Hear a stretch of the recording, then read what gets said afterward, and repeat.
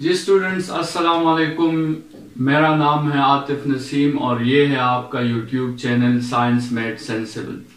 आज के लेक्चर में हम चैप्टर नंबर 8 में जो हमने टाइप्स ऑफ वेव्स पढ़ी थी उनमें से हमने दो टाइप्स डिस्कस किए थे, ट्रांसवर्स वेव्स और लॉन्गिट्यूडनल वेव्स। तो आज के लेक्चर में हम ट्रांसवर्स वेव्स और लॉन्गिट्यूडनल वेव्स को डिफाइन करेंगे और इनके दरमियान कैरेक्टरिस्टिक्स और डिफरेंसेस वो हम डिस्कस करेंगे। लेकिन सबसे पहले जो है हम इस पे बात कर लेते हैं कि आपके साथ सोर्स ऑफ वेव्स जो है वो क्या है, वेव्स कैसे प्रोड्यूस होती हैं और वेव्स के प्रोडक्शन के लिए क्या चीज जरूरी है। तो याद रखें कि वेव्स की प्रोडक्शन के लिए एक चीज जरूरी है and that is called vibrations. जहां पर भी वाइब्रेशंस होंगी वहां पर आपके साथ वेव्स का फिनोमेना जरूर होगा और वहां पर वेव्स आपके साथ जरूर प्रोड्यूस होगी।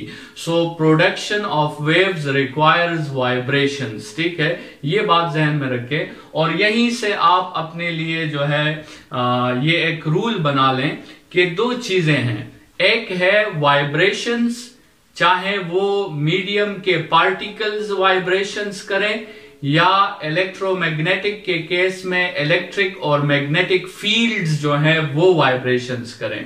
और दूसरी चीज है वेव का मोशन या वेव की प्रोपेगेशन। ये दोनों मुख्तलिफ चीजें हैं। ठीक है, एक है मीडियम के पार्टिकल्स की वाइब्रेशन और दूसरी है वेव्स का एक पॉइंट से दूसरे पॉइंट तक जाना। ठीक है, एक को हम vibration of the medium particles कहते हैं और एक को हम मोशन ऑफ द वेव कहते हैं। तो ये दोनों मुख्तलिफ चीजें हैं। मीडियम के पार्टिकल्स सिर्फ वाइब्रेट करते हैं, लेकिन उस वाइब्रेशन के पैटर्न की वजह से फिर एनर्जी जो है वो आगे बढ़ती है। एनर्जी वाइब्रेट नहीं करती, बल्कि वो एनर्जी और वो वेव जो है वो एक पॉइंट से दूसरे पॉइंट तक जाती है। लेकिन मीडियम के पार्टिकल्स खुद एक पॉइंट से दूसरे पॉइंट तक नहीं जाते। मीडियम के पार्टिकल्स अपनी जगह पर टू एंड फ्रो मोशन करते हैं, वो सिर्फ वाइब्रेशन आपके साथ करते हैं। तो वेव के डोमेन में ये बात याद रखें कि vibration of the medium particle or vibration of the electric and magnetic field, we will not confuse these vibrations with the wave motion. Wave motion अलग चीज है और vibrations जो हैं वो अलग चीज है। अभी आते हैं हम अपने मेन लेक्चर की तरफ और ट्रांसवर्स और लॉन्गिट्यूडनल वेव्स को डिफाइन करते हैं। ट्रांसवर्स वेव्स जो हैं उनको हम इस तरह डिफाइन करते हैं कि the waves in which the vibrations are perpendicular to the propagation of the wave, वो waves जिनमें वाइब्रेशंस जो होंगी वो वेव के मोशन को परपेंडिकुलर होंगी। मतलब वो मीडियम के पार्टिकल्स या फिर इलेक्ट्रिक और मैग्नेटिक फील्ड इस तरह वाइब्रेशंस करेंगे कि वो वेव के मोशन के साथ 90 डिग्रीज का एंगल बनाएंगे। That is called transverse waves. और अगर ये वाइब्रेशंस आपके साथ मीडियम के वाइब्रेशंस जो हैं अगर ये वेव मोशन को पैरेलल हो तो फिर उस टाइप ऑफ वेव्स को हम लॉन्गिट्यूडनल वेव्स कहते हैं।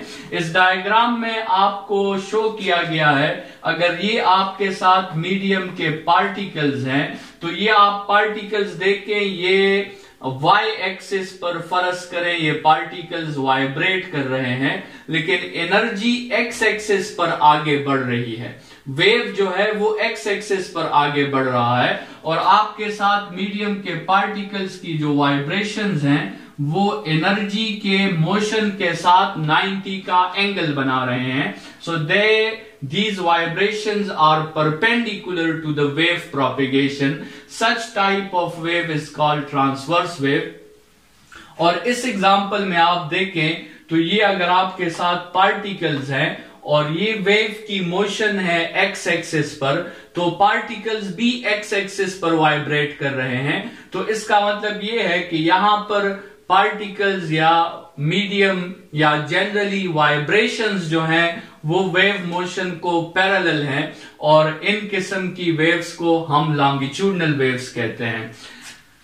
अगर हमारे साथ एक ऐसा लेट्स सपोज मॉलिक्यूलर कैमरा मौजूद हो जो मॉलिक्यूल्स की इमेज ले सकता हो, तो और उससे हम किसी भी ट्रांसवर्स वेव और लॉन्गिट्यूडनल वेव का इमेज ले सके, तो ट्रांसवर्स वेव का इमेज हमें इस तरह दिखाई देगा कि कुछ पार्टिकल्स हमें अपने रेफरेंस से ऊपर दिखाई देंगे और कुछ पार्टिकल्स हमें अपने रेफरेंस से नीचे दिखाई देंगे। ये ऊपर वाले पार्टिकल्स को हम क्रस्ट का नाम देते हैं और नीचे वाले इस शेप को हम ट्रफ का नाम देते हैं। तो इसका मतलब ये हुआ कि ट्रांसवर्स वेव्स जो हैं वो कंसिस्ट करती हैं क्रस्ट और ट्रफ्स पर। ठीक है, ट्रांसवर्स वेव्स में जो पैटर्न बनता है, तो इस पैटर्न की वजह से जो आपके साथ शेप्स बनते हैं उन शेप्स को हम क्रस्ट्स और ट्रफ्स कहेंगे। लेकिन लॉन्गिट्यूडनल वेव जिस तरह बढ़ती है तो वो जो पैटर्न बनाती है तो उसको हम कंप्रेशन और रेयरफ्रैक्शन कहते हैं। कंप्रेशन वो रीजन होता है जिसमें पार्टिकल्स एक दूसरे के करीब आ जाते हैं और रेयरफ्रैक्शन वो रीजन होता है जिसमें पार्टिकल्स एक दूसरे से दूर चले जाते हैं। आप इसको हाई डेंसिटी रीजन और लो डेंसिटी रीजन भी कह सकते हैं। आप इसको हाई प्रेशर रीजन और लो प्रेशर रीजन भी कह सकते हैं और आप इसको कंप्रेस्ड और एक्सपेंडेड रीजन भी कह सकते हैं। इसके अलावा आप इसको लो वॉल्यूम और हाई वॉल्यूम रीजन भी कह सकते हैं। ये इसके मुख्तलिफ नाम हैं, लेकिन जनरली हम इसको कंप्रेशन और रेयरफ्रैक्शन से जाहिर करते हैं। और इसका मतलब ये हुआ कि longitudinal waves consist of compressions and rarefactions. यहां पर आप एक और बात भी ध्यान में रखें कि अगर आपने किसी ट्रांसवर्स वेव के लिए वेवलेंथ डिफाइन करना है, so you will say that it is the interval और it is the distance between two consecutive crests या टू कंसेक्टिव ट्रफ्स। अगर आप इसके साथ एक दूसरा वेव भी साथ में बना लें तो यहां से लेकर यहां तक जो डिस्टेंस है दैट इज कॉल्ड वेवलेंथ। ठीक है, और अगर आप यहां कंप्रेशन और रेयरफ्रैक्शन में डिस्टेंस वेवलेंथ डिफाइन करना चाहे तो आप कह सकते हैं कि it is the distance between two consecutive compressions या टू कंसेक्टिव रेयरफ्रैक्शंस। ठीक है, ये भी आप एक डिफरेंस लिख सकते हैं दोनों में कि दोनों में वेवलेंथ को डिफाइन करने का तरीका जो है वो अलग है।